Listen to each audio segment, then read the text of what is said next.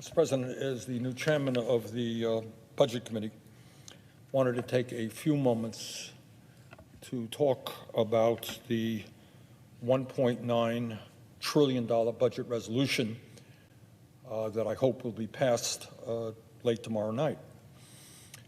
You know, I think sometimes our friends in the media make the political process much more complicated than it is.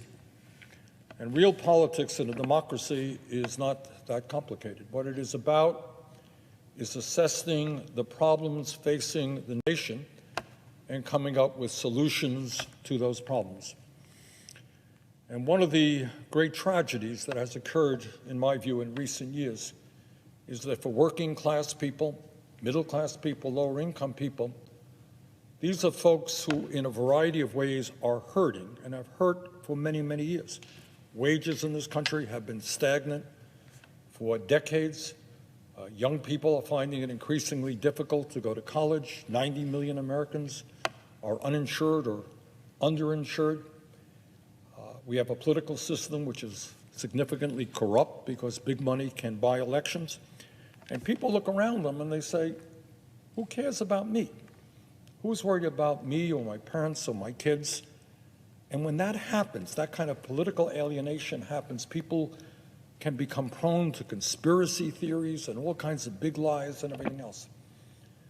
And here is the simple truth, not complicated, that right now, in this year, 2021, we face more crises than this country has faced, certainly since the Great Depression and maybe going back to the Civil War, when the very existence of this country was at stake.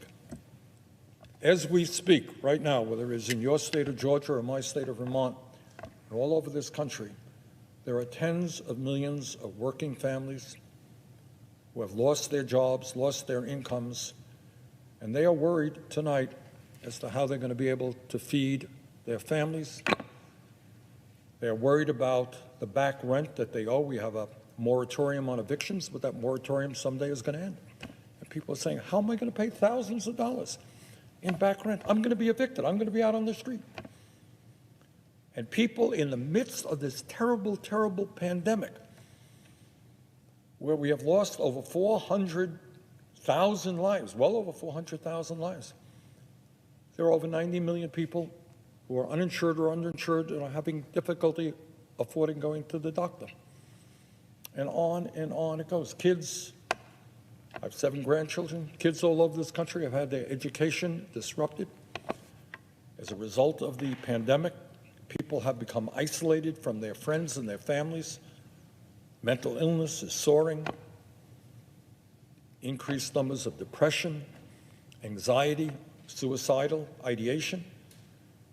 This country faces just terrible, terrible problems. I think we can agree that the year 2020 was the worst year in so many ways in our lifetimes, the modern history of this country. And now, right now, it is absolutely imperative that the Congress of the United States understand that reality and keeps faith with the American people. And one of the reasons, by the way, and I say this to the presiding officer today, who is from Georgia, recently won his election, it is doubly important that we keep faith with the American people because promises were made in that election in Georgia, which was not just a Senate race, it was more of a national race. President Biden was involved. Majority Leader Schumer was involved. I was involved. Other leading Democrats were involved. And we said to the people of Georgia, and we said to the people of America, if we gain the majority, we are going to significantly improve lives for working people all over this country. And those are promises made that must be kept. So I want to just spend a few moments to talk about what is in this bill. You know, we throw out numbers, 1.9 trillion. Who knows what 1.9 trillion is? It's such an unfathomable number. It's such a huge number. What does it mean? Who knows? Who understands that? But I want you to understand what is in this bill. For a start, what I believe, and I know you believe, Mr. President, is that when people are hurting, when they owe back rent, when they can't afford to feed their kids, when they can't afford to go to the doctor, that we need to get cash into the pockets of those people as soon as we possibly can. And I was one of the people here a month ago, weren't a whole lot of people talking about it. I said, we need direct payments. We need to get cash into the hands of people, and I fought very hard. We ended up with just $600 in the last bill. Wasn't enough. It's a start, not enough. But we said our goal was $2,000, and in this bill, there will be an additional $1,400 for every working class man, woman, and child. So if you are an individual, single person, making $75,000 or less, when we pass this legislation, you're going to get a check for $1,400. If you are a couple earning less than $150,000, and let's just say you have 2 kids, each person in the family, the husband, the wife, and the 2 kids, are going to get $1,400 apiece. That's $5,600. And let me tell you something, for a struggling working class family, that $5,600 is going to mean an enormous amount. Allow people to pay the rent, allow people to pay off their debts, allow people to go to the doctor. So that's what this legislation is about. We made a promise. Some of us made that promise, I did, that we would make sure that working class families, each individual gets $2,000, and we're going to keep that promise. $600 then, $1,400 now. As a result of this pandemic, we have seen a horrific increase in unemployment. Unemployment is soaring all over this country. Millions of workers have lost their jobs. They got no income coming in. The extended unemployment benefits that were previously passed are going to expire in mid-March. What this legislation does, very importantly, if you are unemployed right now and you're worried that you're going to lose your unemployment, when we pass this legislation, your unemployment is going to be extended through the end of September, and on top of the normal unemployment benefits you get from your state, and they vary state to state, you're going to get an additional $400 a week. We will not turn our backs on the millions of unemployed workers in this country. Included in the legislation that we are fighting for is the need to raise the minimum wage in this country from the starvation wage that currently exists of $7.25 an hour to a living wage of $15 an hour. Now, we understand that restaurants and small businesses are hurting, and in this legislation there will be a significant amount of money to make sure that small businesses will be able to afford that wage increase. But you know, when we talk about the economy, the media very often focuses on the stock market. That's important. We can focus on unemployment, terribly important. But what we don't focus on enough is that half of our workers in this country are living paycheck to paycheck. They got nothing in the bank, and they have to live off the paycheck they make. And if they have an automobile problem, car breaks down, somebody in the family gets sick, they're in deep financial trouble. And it seems to me that in the richest country in the history of the world, it is not too much to demand that if you work 40 hours a week, don't live in poverty. $15 an hour is not going to make anybody rich. But I have seen workers and talked to workers all over this country trying to raise their kids on $10, $12 an hour, and you can't do it. So $15 an hour is an important start in making sure that all working people in this country can live with dignity. Mr. President, this legislation will expand the child tax credit from $2,000 to $3,000 and to $3,600 for families with kids under the age of 6. Now, what is not talked about very much in America, not by politicians, not by the media, is the fact that we have one of the highest rates of childhood poverty of almost any major country on earth. And that is a terrible, terrible thing. You know, politicians give speeches, the future of this country is with our children, and so forth and so on. They got millions of kids living in poverty. Millions of families can't afford to send their kids to decent quality child care. So expanding the child tax credit will go a very long way to reduce child poverty in America, and that is something that we must do. Mr. President, it is no great secret that as a result of the pandemic, revenue coming in to state and local governments are in significant decline.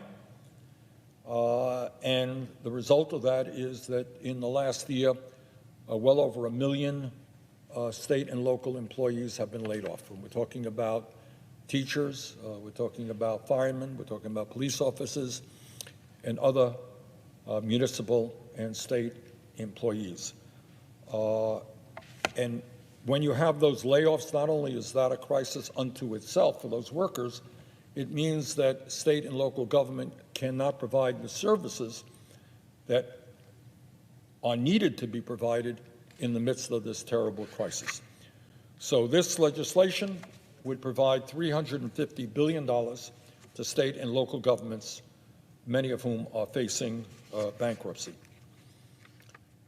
Now, obviously, the crisis that we're facing today is not only an economic crisis, it is clearly a health crisis. And the good news is that in a relatively short period of time, at least 2 manufacturers in this country, and more I think are coming on board, have introduced and created vaccines, which are now being distributed. That is the good news. The bad news is that we need to significantly increase the production of those vaccines. We don't have enough. And even more importantly, we have to do a heck of a lot better job in distributing those vaccines and getting those vaccines into the arms of people. And this legislation will provide billions and billions of dollars to do just that. At a time when we are looking at the highest level of hunger in this country in decades, many billions of dollars are going to go to making sure that our children and our families do not go hungry. Clearly, one of the major crises facing this country is that schools in every state are either not open or they're open in irregular hours. Kids are trying to get an education online. Sometimes it works and sometimes it doesn't.